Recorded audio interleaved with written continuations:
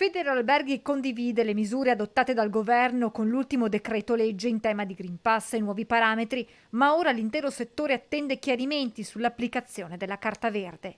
Non è necessario avere il Green Pass per accedere alle strutture ricettive, ma è necessario, almeno secondo quelle che sono in questo momento le informazioni che abbiamo in attesa del dispositivo normativo, è necessario per accedere a taluni servizi. Congressisti, capiscine e ristoranti sono direttamente coinvolti nel provvedimento, a differenza di quanto accaduto in passato, quando anche durante il lockdown, ricorda Schiavon, la ristorazione alberghiera, ad esempio, non si era fermata grazie alla possibilità con il check-in di tracciare gli ospiti. All'interno delle strutture ricettive in genere c'è sostanzialmente il tracciamento e il monitoraggio. Al momento, spiega Schiavone, una famiglia con genitori vaccinati ma con un figlio sopra i 12 anni non ancora immunizzato non può accedere al ristorante interno dell'albergo.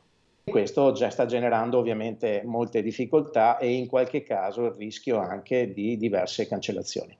Gli albergatori dunque aspettano in tempi rapidi dal governo i necessari chiarimenti.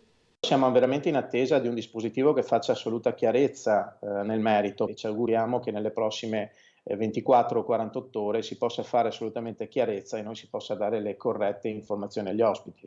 La stagione in questo momento, aggiunge Schiavone, sta registrando un trend positivo, soprattutto per le strutture lungo la costa, al lago e in montagna. Ci auguriamo, ecco, che quando verrà fatta chiarezza non ci saranno appunto delle limitazioni o degli impedimenti tali per cui si possa compromettere questa fase di rilancio che avevamo cominciato a registrare.